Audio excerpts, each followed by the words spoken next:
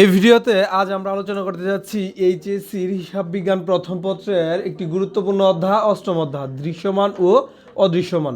এই অধ্যায় থেকে আমাদের বোর্ডে কমপক্ষে 2টি সৃজনশীল থাকেই, যার জন্য আমরা এই অধ্যায়কে বেশ গুরুত্বপূর্ণ ভাবি। তাহলে চলো এটাকে শুরু করা যাক। এই অধ্যায় থেকে মূলত আমার যে মেইন যে টপিকটা সেটা হচ্ছে অবচয় নির্ণয় করা। এমসিকিউতে থাকে আর বরাবর আমাদের সৃজনশীল তো থাকবেই। অবচয় নির্ণয় করার পদ্ধতি হচ্ছে এখানে তিনটি। আমরা তিনটি পদ্ধতিতে অবচয় নির্ণয় করে থাকি সাধারণত। তিনটি পদ্ধতির নাম হচ্ছে, প্রথমটি হচ্ছে সরলরৈখিক পদ্ধতি, ক্রমহ্রাসমান জের পদ্ধতি এবং বর্ষ সংখ্যা সমষ্টি পদ্ধতি। সরলরৈখিক পদ্ধতিকে আরও একটি নতুন নামে রাখা হয়, সেটি হচ্ছে আমাদের স্থির কিস্তি পদ্ধতি। এই তিনটি পদ্ধতি থেকে আমাদের সবচেয়ে গুরুত্বপূর্ণ হচ্ছে প্রথম দুইটি, সরলরৈখিক পদ্ধতি ও ক্রমহ্রাসমান জের পদ্ধতি। এই দুইটি পদ্ধতি থেকে আমাদের পরীক্ষায় সবচেয়ে বেশি প্রশ্ন করে, আর এটি আমাদের এমসিকিউর ক্ষেত্রে আমাদের এই পদ্ধতিটা প্রয়োজন পড়ে। তাহলে আমরা পার্ট বাই পার্ট শুরু করি। প্রথমে আমরা সরলরৈখিক পদ্ধতির কাজটা শিখি। এই হচ্ছে আমাদের প্রথম নিয়মের সূত্রগুলা। মানে সরলরৈখিক পদ্ধতিতে আমাদের 4টা সূত্র মাস্ট শিখতে হবে। প্রশ্নে স্পষ্ট বলা থাকবে যে এই প্রতিষ্ঠান হিসাবগুলো সরলরৈখিক পদ্ধতিতে করা হয়। তাহলে সরলরৈখিক ক্ষেত্রে আমাদের 4টা সূত্র অবশ্যই মুখস্থ রাখতে হবে। প্রথমটি হচ্ছে আমাদের অবচয়ের হার। অবচয়ের হারের সূত্র হচ্ছে এরকম, উপর লিখতে হবে 100% এবং আয়ুষ্কাল দ্বারা ভাগ করতে হবে। তারপরে হচ্ছে অবচয়। অবচয় নির্ণয় সূত্র হচ্ছে ক্রয় মূল্য থেকে আমাদের ভগ্নাংশ মূল্য বাদ দিতে হবে এবং আয়ুষ্কাল দ্বারা ভাগ করতে হবে। আয়ুষ্কাল বা মেয়াদ যাই থাকুক না কেন তাদের ভাগ করতে হবে। আর আরও একটি আমাদের অবচয় সূত্র হচ্ছে, সেটি হচ্ছে অবচয়যোগ্য মূল্য গুণ অবচয়ের হার। অবচয়ের হার যদি প্রশ্নে উল্লেখ করা থাকে তাহলে একমাত্র আমরা এই সূত্রটা ব্যবহার করব, না হলে আমাদের সবচেয়ে বেশি ব্যবহৃত সূত্র হচ্ছে এটি। এই অবচয় সূত্রটি আমাদের সবচেয়ে বেশি ব্যবহৃত হয় সরলরৈখিক ক্ষেত্রে। আর সর্বশেষ হচ্ছে আমাদের অবচয়যোগ্য মূল্য নির্ণয় করতে হবে, কারণ যদি এইভাবে বলে তাহলে তো অবশ্যই আমাদের এখানে অবচয়যোগ্য মূল্য আমাদের প্রয়োজন পড়বে, যার জন্য আমাদের অবচয়যোগ্য মূল্য আমাদের বের করতে হবে। ক্রয় মূল্য থেকে আমাদের ভগ্নাংশ মূল্য যদি বাদ দেই তাহলে আমাদের অবচয়যোগ্য মূল্য আমরা পেয়ে যাব। এই ছিল মূলত প্রথম আমাদের পদ্ধতিতে এই সূত্রগুলা। এখন হচ্ছে আমাদের দ্বিতীয় পদ্ধতির সূত্রগুলো। দ্বিতীয় পদ্ধতিটি ছিল যে ক্রমহ্রাসমান জের পদ্ধতি। ক্রমহ্রাসমানের ক্ষেত্রে আমাদের 3টি সূত্র শিখলে আমাদের নাফ। প্রথমটি হচ্ছে অবচয়ের হার। প্রশ্নে বলবে যে ক্রমহ্রাসমান জের পদ্ধতিতে অবচয়ের হার নির্ণয় করো। সেটি হচ্ছে 100%কে আমরা আয়ুষ্কাল দ্বারা ভাগ করবো এবং 2 দ্বারা গুণ করব। আর সবচেয়ে ইম্পর্টেন্ট সূত্র হচ্ছে এটা, অবচয় নির্ণয় করা। অবচয় নির্ণয় করতে গেলে আমাদের ক্রয় মূল্যের সাথে আমাদের অবচয়ের হার গুণ করতে হবে। আমাদের প্রশ্নে অবচয়ের হার দেওয়া থাকতে পারে, যদি না দেওয়া থাকে তাহলে আমরা এই ফর্মেটে আমরা বের করব। আর সর্বশেষ হচ্ছে আমাদের ক্রয় মূল্য। এখানে যে আমরা অবচয়টা বের করবো সেক্ষেত্রে কিন্তু ক্রয় মূল্য আমরা ব্যবহার করছি। তাহলে ক্রয় মূল্য আমরা কীভাবে বের করব?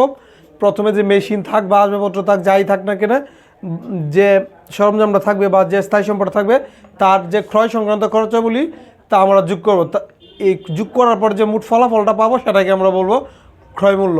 তাহলে ক্রয় মূল্যের সাথে যদি আমরা অবচয়ের হার দ্বারা গুণ করি তাহলে আমাদের অবচয়টা পেয়ে যাব।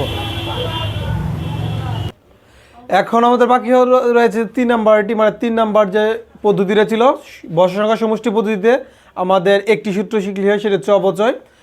তাহলে অবচয় বের করতে গেলে আমাদের অবশ্যই প্রথমে লিখতে হবে অবচয়যোগ্য মূল্য, আর অবচয়যোগ্য মূল্যকে ভাগ করতে হবে মোট বছর দ্বারা এবং শুধু বছর দ্বারা গুণ করতে হবে। আর মোট বছর নির্ণয় করার টেকনিকটি হচ্ছে এরকম, যদি প্রশ্নে বলা থাকে যে আয়ুষ্কাল হচ্ছে 5 বছর, তাহলে আমরা এই ফর্মেটে আমরা লিখবো আয়ুষ্কালগুলো। প্রথমে লিখবো 5, তারপরে 4, তারপরে 3, এভাবে ক্রমান্বয়ে আমরা কমিয়ে কমিয়ে লিখবো এবং তার যোগফলটা বের করবো। তাহলে এখানে দেখতে পাচ্ছি যোগফল হচ্ছে 15। তাহলে 15 বলতে আমি এখানে বুঝিয়েছি যে মোট বছর। আর প্রথমে আমরা লিখবো 5, তারপরে 4, তারপরে 3, এইভাবে ক্রমান্বয়ে লিখবো। যদি বলা থাকে প্রশ্ন যে বর্ষ সংখ্যা সমষ্টি পদ্ধতিতে। এখন গুরুত্বপূর্ণ টপিক আরেকটি বাকি রয়েছে, সেটি হলো জাবেদা। তাহলে আমাদের এই অধ্যায় যা দেওয়ার একদম কমপ্লিট হয়ে যাবে। এই হচ্ছে আমাদের 3টি জাবেদা। এই অধ্যায়ের ক্ষেত্রে আমাদের 3টি জাবেদা শিখলেই এনাফ, কারণ বরাবরই আমাদের এই 3টি আসবে। তাহলে আমরা পুরোপুরিটা মুখস্থ করে নেব। প্রথম জাবেদাটা হচ্ছে যে সম্পদ ক্রয়ের জাবেদা। সম্পদ ক্রয়ের জাবেদা হচ্ছে সম্পদ হিসাব ডেবিট, নগদ অথবা ব্যাংক হিসাব ক্রেডিট। তারপর হচ্ছে অবচয় ধার্যের জাবেদা, অবচয় হিসাব ডেবিট, পুঞ্জীবিত অবচয় হিসাব ক্রেডিট। সর্বশেষটি হচ্ছে অবচয় বন্ধের জাবেদা, আয় বিবরণী হিসাব ডেবিট, অবচয় হিসাব ক্রেডিট। এই 3টা পার্ট আমাদের পুরোপুরি মুখস্থ করতে হবে। এখন আমরা একটা বোর্ড প্রশ্ন সলিউশন করব। দেখতে পাচ্ছ উপরে লিখেছি যে ঢাকা বোর্ড 2025, ঢাকা বোর্ড 2025-এর সৃজনশীল হচ্ছে 8। এটা হচ্ছে আমাদের যে অষ্টম অধ্যায় একটা সৃজনশীল। এটার ক দাগে বলা আছে যে ক্রমহ্রাসমান জের পদ্ধতিতে অবচয়ের হার নির্ণয় করো। আমি কিন্তু কিছুক্ষণ আগেও প্রত্যেকটি সূত্র দিয়েছিলাম যে আমরা কোন কোন পদ্ধতিতে অবচয় নির্ণয় করি এবং প্রত্যেকটিরই আলাদা আলাদা করে সূত্র দিয়েছিলাম। আর এখানে কিন্তু ক্রমহ্রাসমান জের পদ্ধতিতে অবচয়ের হারের সূত্র দিয়েছিলাম, যে উপরে হচ্ছে আমাদের 100%, নিচে আয়ুষ্কাল গুণ হচ্ছে 2। তাহলে প্রশ্নে আয়ুষ্কাল বলা আছে 10 বছর, একদম স্পষ্ট বলা আছে যে 10 বছর আয়ুষ্কাল, যার জন্য আমরা আয়ুষ্কালের জায়গায় 10 লিখলাম এবং এই পুরো ক্যালকুলেশনটা করে আমরা উত্তর পেলাম 20%। সেটা হচ্ছে আমাদের ক দাগের উত্তর। তারপরে খ দাগে বলা আছে যে প্রথম 2 বছরের জন্য শুধু অবচয়ের তালিকা তৈরি করো এবং মেশিন হিসাব তৈরি করো। তাহলে যেহেতু আমাদের অবচয়ের তালিকাটা প্রথমে বলেছে, তালিকা যদি প্রশ্ন বলে বা সারণী বলে আমরা একই কথা ভাববো। তাহলে তালিকার ক্ষেত্রে আমাদের 5টি ঘর অবলম্বন করতে হয়। আর যেহেতু তারা বলেছে যে 2টি বছরের, যার জন্য আমরা এইভাবে আমরা কলাম দিলাম এই 2টি। আর এখন আমাদের হচ্ছে 5টি ঘর অবলম্বন করতে হবে। প্রথম হচ্ছে বছর, তারপর হচ্ছে প্রারম্ভিক মূল্য, অবচয়, পুঞ্জীভূত অবচয়, সমাপনী মূল্য। আমি আবারও বলছি, আমরা টেকনিক ওয়াইজ এগুলো মনে রাখবো। প্রথমে হচ্ছে বছর, তারপরে প্রারম্ভিক মূল্য, অবচয়, পুঞ্জীভূত অবচয়, সমাপনী মূল্য। বছর যেহেতু 2টি বলেছিল, প্রথম আমার শুরু হয়েছিল এই অঙ্কটা 2022 সাল থেকে, তাহলে প্রথমে 22, তারপর হচ্ছে 23। প্রারম্ভিক মূল্য বলতে বুঝেছি যে প্রথম আমাদের ক্রয় মূল্য কত ছিল মেশিনের। এই মেশিনটি ক্রয় করা হয়েছিল জুলাই মাসের 1ম তারিখে এবং মূল্য ছিল 2 লক্ষ টাকা। প্রথম মূল্যটাকে আমরা বলি প্রারম্ভিক মূল্য। আর এরপরে হচ্ছে অবচয় বের করতে হবে আমাদের প্রারম্ভিক মূল্যের উপরই, কারণ এই অঙ্কটা হচ্ছে আমাদের ক্রমহ্রাসমান জের পদ্ধতিতে। তাহলে ক্রমহ্রাসমান জের পদ্ধতিতে আমরা কিন্তু অলরেডি অবচয়ের হার বের করে রেখেছি। তাহলে এই অবচয়ের হারটা যদি আমরা ক্রয় মূল্য উপরে ধরি তাহলে আমাদের অবচয় নির্ণয় হয়ে যাবে। তাহলে আমাদের লিখলাম যে ক্রয় মূল্যটা যা দেওয়া ছিল, ক্রয় মূল্য হচ্ছে 2 লক্ষ টাকা আর অবচয়ের হার হচ্ছে 20%। এটাকে যদি আমরা পার্সেন্টেজ করি আমাদের টাকার অ্যামাউন্টটা হচ্ছে 40,000 টাকা। কিন্তু প্রশ্নে কিন্তু বলেছিল যে 2 লক্ষ টাকার মেশিনটা ক্রয় করা হচ্ছে জুলাইয়ের 1ম তারিখ। জুলাই বলতে আমরা বছরে মাঝামাঝি সময়কে বুঝিয়েছি, যার জন্য আমরা এই পুরো অবচয়টা নিতে পারি না, অর্ধেক নিতে হয়। তাহলে এই টাকাটাকে যদি অর্ধেক করি তাহলে হচ্ছে 20,000। এই 20,000ই হচ্ছে আমাদের অবচয়ের পরিমাণ, কারণ যেহেতু আমাদের একটা মাঝামাঝি সময়ে এই ক্রয় করা হচ্ছে মেশিনটা, যার জন্য আমরা অর্ধেক নিব। এইভাবে না করে আমরা একটু অন্যভাবে করতে পারতাম। এটাকে আমরা 12 দ্বারা ভাগ করতে পারতাম, 6 দ্বারা গুণ করতে পারতাম, ফলাফল একই হতো। কারণ একটা পার্সেন্টেজ করার পরে যে অ্যামাউন্টটা আসে সেটা আমরা 12 মাসে আসে, আর আমরা যদি অর্ধেক নিব তাহলে 6 দ্বারা গুণ করবো। এই জন্য আমাদের 20,000 রয়েছে। আচ্ছা, তারপর হচ্ছে পুঞ্জীভূত অবচয়। এখানে অবচয় যা পুঞ্জীভূত অবচয় তাই হবে শুধু প্রথম বছরের জন্য। তাহলে এখানে 20, এখানে 20 লিখলাম। আমাদের গুরুত্বপূর্ণ বিষয় হচ্ছে আমরা সমাপনী মূল্যটা কীভাবে বের করবো। সমাপনী মূল্য বের করার টেকনিক হচ্ছে এই 2 ঘরে। আমাদের প্রারম্ভিক মূল্য থেকে আমাদের অবচয় বাদ দিতে হবে। তাহলে প্রারম্ভিক মূল্য হচ্ছে 2 লক্ষ আর অবচয় হচ্ছে 20,000। এটা থেকে যদি আমরা এটা বাদ দিই তাহলে আমরা 1,80,000 পেয়ে যাবো। সেটা হচ্ছে সমাপনী মূল্য। 2022 সালের সমাপনী মূল্যটা আমার 23 সালের জন্য আমার প্রারম্ভিক মূল্য হয়ে দাঁড়াবে, কারণ যেহেতু 2টি বছর বলেছিল। তাহলে এটা হচ্ছে আমার প্রারম্ভিক মূল্য 1,80,000। এর উপরে আমি আবার 20% অ্যাপ্লাই করবো, কারণ আমরা বের করেছি অবচয় আর 20%। তাহলে এই ক্যালকুলেশন করার পর আমরা অ্যামাউন্ট পাচ্ছি 36,000। এখন আর অর্ধেক নেওয়ার কোনো প্রশ্ন ওঠে না, কারণ এই 2023 সাল সম্বন্ধে কোনো কিছু বলা নেই যে কখন মেশিন ক্রয় করেছি না করেছি, এরকম কিচ্ছু বলা নেই। যার জন্য আমরা এটাকে পুরো অবচয় যা আছে তাই নিব। তাহলে এখানে পেয়েছি আমরা 36,000 টাকা। তাহলে 23-এর অবচয় হচ্ছে 37,000 টাকা। এখন পুঞ্জীভূত অবচয়টা কীভাবে বের করবো? আমার আগে ছিল 2022-এর ছিল 20, আর এখানে পেয়েছি আমরা 36। এই দুইটা এমন করে যা আছে তাই লিখবো। এটা হচ্ছে আমাদের পুঞ্জীভূত অবচয়ের কাজ। তাহলে এখন বাকি রইল একটি ঘর, সেটা হচ্ছে সমাপনী মূল্য। সেম কাজ আগের মতন, এই প্রারম্ভিক মূল্য থেকে আমাদের অবচয়টা বাদ দিতে হবে। তাহলে প্রারম্ভিক মূল্য এই টাকাটা থেকে আমরা যদি এই অবচয়ের অ্যামাউন্টটা বাদ দিই 36,000, তাহলে উত্তর হচ্ছে 1,44,000 টাকা। এই হচ্ছে মূলত আমাদের খ দাগের আনসার। কিন্তু খ দাগে আরও একটি পার্ট বলেছিল আমরা যেন একটা খতিয়ান করি মেশিন হিসাবে। এই হচ্ছে আমার মেশিন হিসাবের খতিয়ানের ঘরটা। আমরা চলমান ঘর অবলম্বন করেছি, চলমান জের পদ্ধতির 7টি ঘর লিখেছি।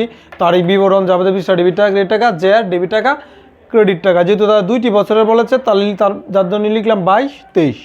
কিন্তু প্রথমে মেশিনটা ক্রয় করেছিল আমার জুলাইয়ের 1 তারিখ, যার জন্য লিখলাম জুলাইয়ের 1 তারিখ। তারপরে যেটা দেওয়া আছে তারপর এটা নির্দিষ্ট কোনো তারিখ বলা নেই, শুধু বছরের কথা বলেছিল যে প্রথম 2টি বছর। এর জন্য আমরা 23 এনেছি, তাহলে আমরা জানুয়ারি 1 ব্যবহার করতে পারি। তাহলে জুলাই যেহেতু আমরা কিনেছিলাম 2 লক্ষ টাকায়, তাহলে যাবে যদি করি মেশিন হিসাব ডেবিট হবে, নগদান হিসাব ক্রেডিট হবে। খতিয়ানের ক্ষেত্রে আমাদের বিপরীত নাম ব্যবহার করতে হয়, যার জন্য বিপরীত নাম ব্যবহার করলাম নগদান হিসাব। আর অ্যামাউন্ট ছিল মেশিনের 2 লক্ষ টাকা, যার জন্য 2 লক্ষ টাকা আমরা প্রথম দিকে লিখলাম। আর এই প্রথম দিকে বলতে বোঝাচ্ছি ডেবিট দিকে। ডেবিট হওয়ার কারণ হচ্ছে আমরা যদি জাবেদা করি মেশিন ক্রয়ের জাবেদা হবে এরকম যে মেশিন হিসাব ডেবিট হবে আর নগদান হিসাব ক্রেডিট হবে। তাহলে মেশিন যেহেতু ডেবিট, যার জন্য আমরা অ্যামাউন্টটা ডেবিটে লিখলাম, আর বিপরীত নাম হিসাবে নগদকে এনেছি। এদিক দিয়ে ডেবিটে যেহেতু আমাদের 2 লক্ষ, জেরের ঘর আমাদের ডেবিটেই 2 লক্ষই লিখতে হবে। এই ছিল প্রথম বছরের কাজটা। তারপর হচ্ছে 23 সালে কোনো মেশিন ক্রয় করেছি এরকম কোনো তথ্য নেই, যার জন্য আমরা ব্যালেন্স বিডি লিখেছি। এই কারণে ব্যালেন্স বিডি লিখেছি, আগের টাকাটা জাস্ট রেখে দেবো। আগে আমাদের ছিল জেরের পরিমাণ 2 লক্ষ, এখন আবার 2 লক্ষই লিখবো। এই হচ্ছে মূলত আমাদের মেশিন হিসাবের কাজটা। তারপরে হচ্ছে আমাদের গদাগে বলেছে যেন আমরা 2টি বছরের জন্য জাবেদা করি, 2টি বছরের জন্য জাবেদা প্রস্তুত করি। যদি এরকম বলা থাকে তাহলে আমাদের জাবেদা যে 3টি, মানে মেশিন ক্রয় জাবেদা, অবচয় ধার্যের জাবেদা, অবচয় বন্ধের জাবেদা। আমি কিন্তু এই প্রথম দিক দিয়ে এই জাবেদাগুলো ডিক্লেয়ার করে দিয়েছিলাম যে 3টি জাবেদা আমাদের মাস্ট হবে। যদি কোনো বছর আমরা মেশিন কিনি তাহলে আমরা 3টা জাবেদা দেবো, মেশিন কিনলে, আর যদি মেশিন না কিনি তাহলে আমাদের 2টা। এই হচ্ছে টেকনিক। মেশিন ক্রয় করলে আমাদের 3টি পার্টে জাবেদা হবে, আর যদি মেশিন না ক্রয় করি তাহলে শুধু খালি 2টি জাবেদা হবে, মানে অবচয় জাবেদার হবে, মেশিন ক্রয় জাবেদা হবে না। যেহেতু 22 থেকে শুরু হয়েছিল লিখলাম 22, জুলাইয়ের 1 তারিখ কিনেছি লিখলাম 2001 তারিখ, জুলাইয়ের 1 তারিখ। মেশিন ক্রয় জাবেদা ছিল এরকম, মেশিন হিসাব ডেবিট, নগদান, ক্রেডিট। অ্যামাউন্টটা ছিল 2 লক্ষ, প্রশ্নে স্পষ্ট বলা ছিল, আমরা 2 লক্ষ ডেবিটে লিখলাম, ক্রেডিটও লিখলাম। তারপর হচ্ছে অবচয় ধার্যের জাবেদা, অবচয় হিসাব ডেবিট, পুঞ্জিগত অবচয় হিসাব ক্রেডিট। অবচয় কিন্তু আমরা অলরেডি থেকে বের করেছিলাম যে প্রথম বছরের 22 সালে অবচয় ছিল 20,000, যার জন্য ডেবিটও 20, ক্রেডিটও 20 লিখলাম। তারপরে হচ্ছে অবচয় বন্ধের জাবেদা, আয় বিভিন্ন হিসাব ডেবিট, অবচয় হিসাব ক্রেডিট। আমাদের ধার্যের জাবেদার যা মানে অ্যামাউন্টটা যা ছিল, ধার্যের জাবেদার ক্ষেত্রে অ্যামাউন্টটা যা ছিল, আমাদের বন্ধের ক্ষেত্রে অ্যামাউন্টটা সেমই হবে, যার জন্য আমরা এখানে 20 লিখলাম ডেবিটে, ক্রেডিটও 20 লিখলাম।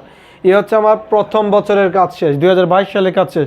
তারপরে তো তারা আরও একটি বছর বলেছিল 2023, তাহলে 23-এ আমরা কী করব, আমরা জাবেদা দিব। 23-এ এখন আর 3টি দিতে হবে না, কারণ 23-এ আমাদের মেশিন ক্রয় সংক্রান্ত কোনো কথা বলা নেই। এখন শুধু গেলে অবচয় জাবেদা এগুলোই দিব, অবচয় ধার্যের জাবেদা দিব, অবচয় বন্ধের জাবেদা দিব। তাহলে আবার এইখান থেকে পুরোপুরি আমরা কপি করে নিলাম 2টা জাবেদা। তাহলে 23-এর অবচয় আমরা স্পষ্ট বের করেছিলাম যে 36,000 টাকা, ডেবিটও লিখলাম, ক্রেডিটও লিখলাম। এখানে যেহেতু আমরা 36,000 লিখেছি অবচয় ধার্যের ক্ষেত্রে, তাহলে অবচয় বন্ধের ক্ষেত্রে আমাদের সেম অ্যামাউন্টই ব্যবহার করতে হবে, 36,000 ব্যবহার করতে হবে। চাইলে আমরা একটা যোগফলও নামাতে পারি, না নামালেও আমাদের হবে।